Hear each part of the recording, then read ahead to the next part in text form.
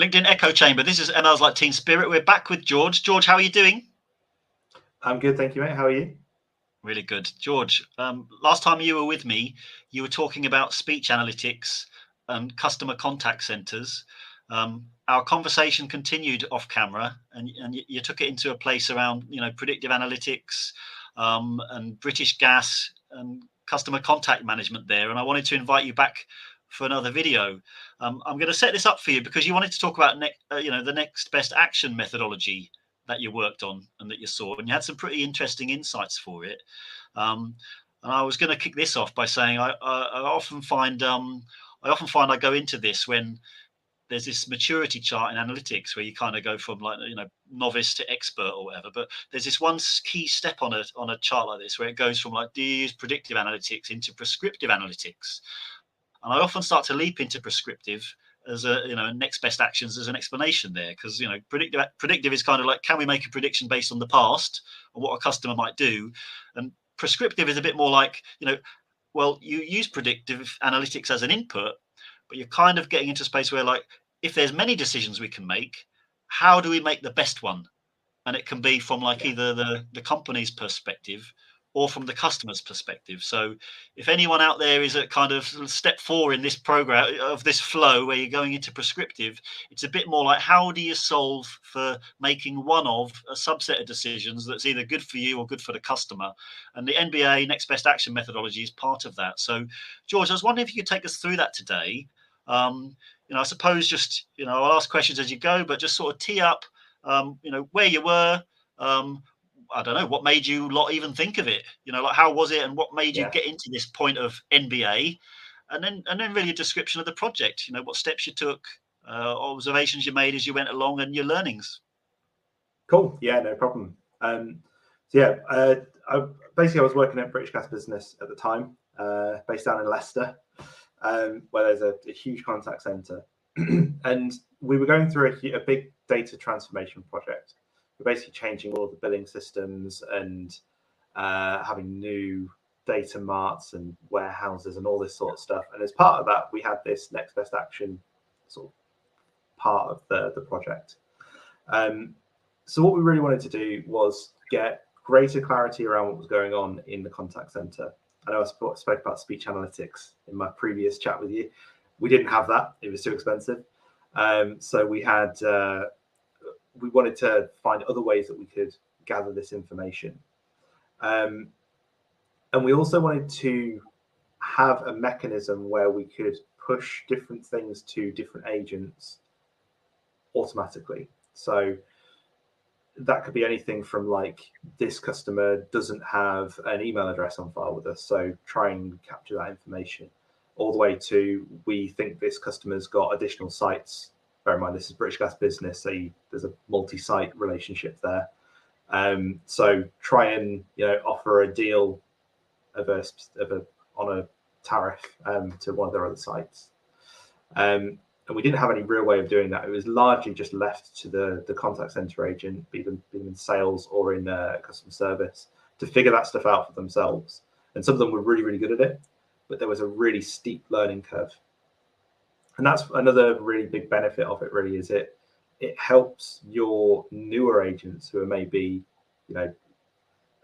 less knowledgeable about the business and what they can and can't do on calls to get up to speed a lot quicker. So what we tried to do, really, the original plan was to go for something that was, all singing, all dancing, super expensive, and wait until all of the data was in the data warehouse for us to do that. But what we ended up deciding to do was do a small scale test to start with. So we did partner with an external provider for this, but we managed to get it up and running 18 months before the data warehouse project was complete. So it was a really big win because we got some really good insight out of it. But there was a lot of really big benefits that came out of it. The big one was being able to quantify how regularly something was being offered on a call, because up until that point there was a lot of anecdotal information out there around, agents don't like offering this because it's complicated. They do like offering this because it's really simple. They're agents are really good at doing X, Y, Z, and they're not very good at doing A, B, C. And we were able to quantify that, and in some cases disprove anecdotes, and in other cases add a bit of data to back those anecdotes up, which made decision making a lot easier. So yeah, that's sort of where we were coming from with it. I'll just chime in. The bit that you open with by saying, it's email address capture and this sort of thing. I think that characterizes next best action programs to me, because it's kind of an expansion from, we make predictions about, typical predictions are like, well, what product would a customer like, or what's their likely take up of that product, take up of an add-on, or in marketing, what creative or content should they get? But NBA programs tend to be a bit more holistic, I think, from what I know about them. So it includes data capture, product sales, light touch recommendations of things. So I suppose when they get really big, can include everything from selling, which is what you think of when you're doing predictions, but also just mentions of things, and then the data capture. So this is valuable in a different way to British Gas, as in let's get in fact, I'm gonna force you to go straight there, George. So take the email capture one, and I know you're trying to keep me slow with your prototype and proof of concept. But what would be, what would British Gas be looking at to say, how do we decide that an email address capture is a good event to go for in this call versus, I don't know, a tariff upsell? So I understand that you could sort of use data and predictions, but because I've talked about prescriptive at the start, and it's like decision support, isn't it? So what would you do with data there to sort of make sure there's two things in competition that could be said?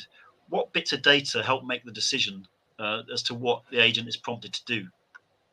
Yeah, so just before I get onto that, you talk about the different, the large number of different actions that you could possibly take. British Gas was not a model where we really needed, it was not a business where we needed to make a lot of sales models, because they don't have many products.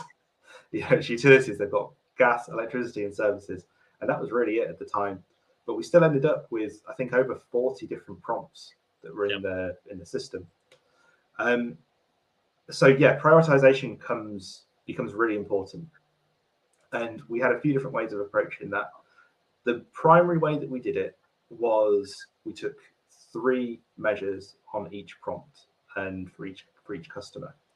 The first one was the probability of success. So for that, we built a model for every single prompt.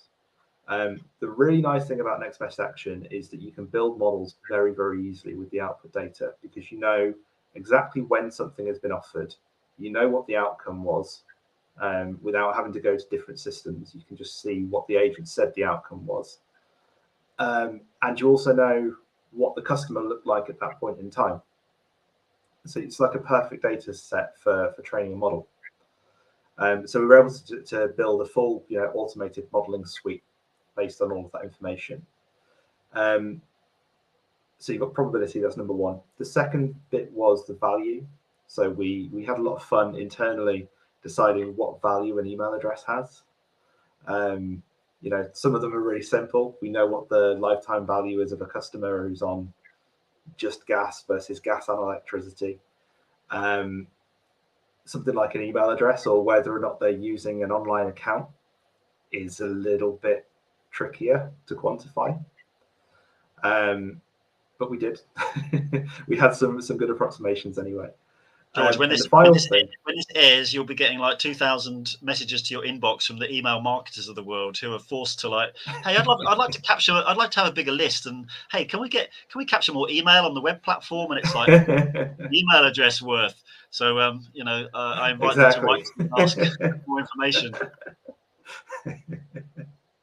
Absolutely, yeah.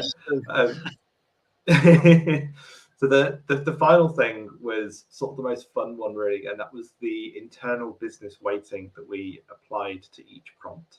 So this was basically each week we'd have a big meeting where all of the heads of department were invited to come and say, the prompt from my side is more important than the prompt from your side. Oh, I love it. So it'd be my retention prompt is more important than your email capture prompt. I don't care what you say.